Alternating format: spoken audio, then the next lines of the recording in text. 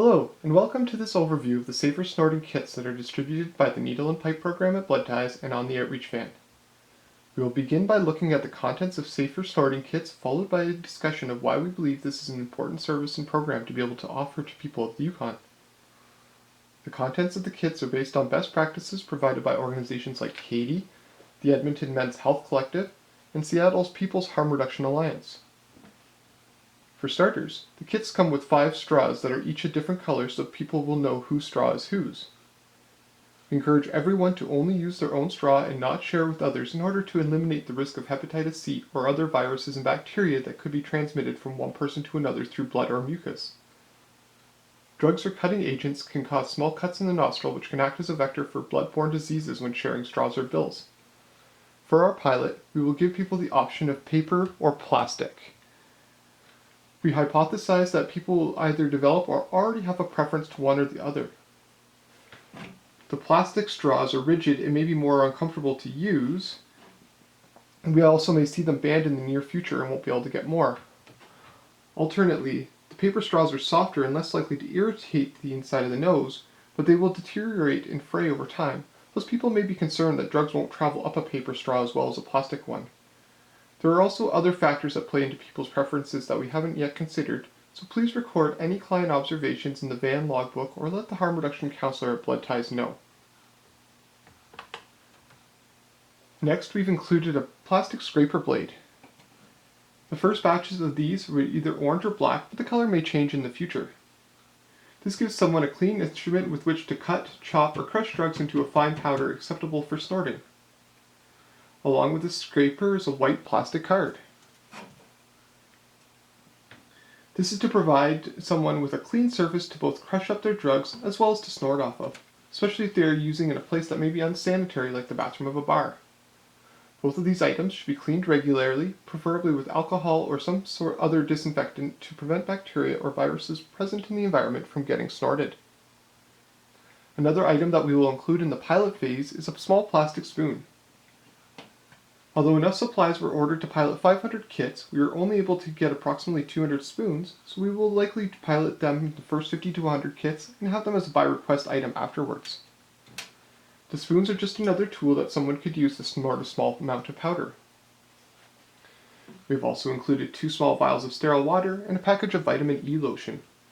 A drop or 2 of water can be sniffed up the nostril after taking a line, which will help the drugs travel through and clear out of the nostril. It helps to keep drugs from being wasted if someone blew their nose, and also helps to keep drugs from sitting in the nasal cavity where they may be doing damage if they are jagged or corrosive.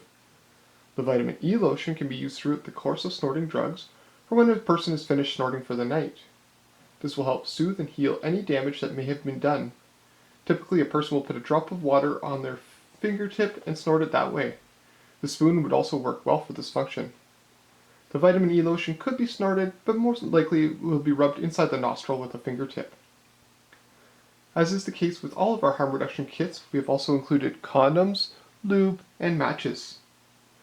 Finally, we have also created a new tip card about ways to stay safer when snorting drugs.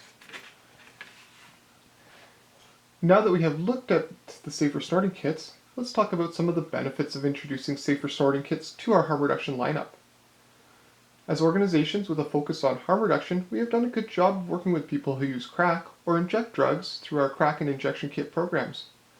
These important programs help to reduce the incidence of HIV and hepatitis C and allow us to distribute overdose prevention tools and information to people who use drugs, as well as to help connect an often marginalized population with needed health services. We want to be able to expand the scope to include people who use drugs other than crack or who use drugs but don't inject. When we think about people who snort drugs, it is a population that we haven't traditionally connected with. This is partly because we are seen as being organizations that work primarily with people struggling with addiction, or that we don't have services and programs that meet the needs of people who snort drugs.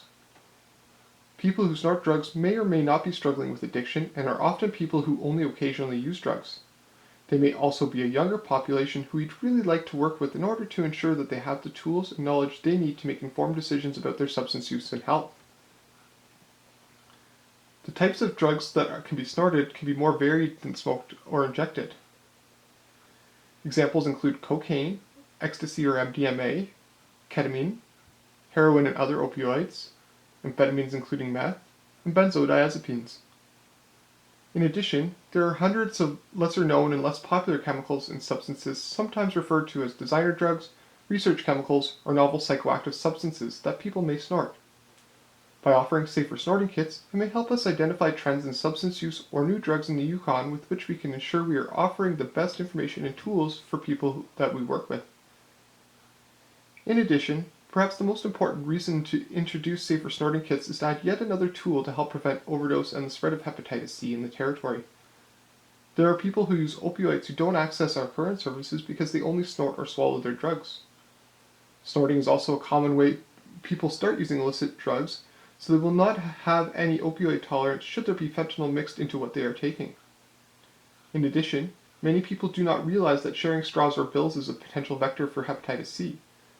By offering safer snorting kits and engaging with these populations, we can offer naloxone kits, tips for avoiding overdose, fentanyl testing, tips for avoiding hepatitis C transmission, and a connection to health or addiction services if needed.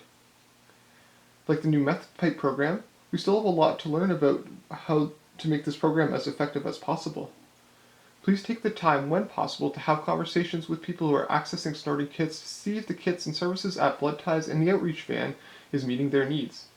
As well, please note anything else that people may tell you, such as where or when they are snorting drugs, how many people they are picking up for, what types of drugs they are using, any bad drug interactions they may have had, including hospitalizations or overdose, and anything else you find noteworthy. These observations can be recorded in the outreach van logbook and/or passed on to the harm reduction counselor, van coordinator, or other Blood Ties staff. This video was created in June 2020 while COVID restrictions are in place.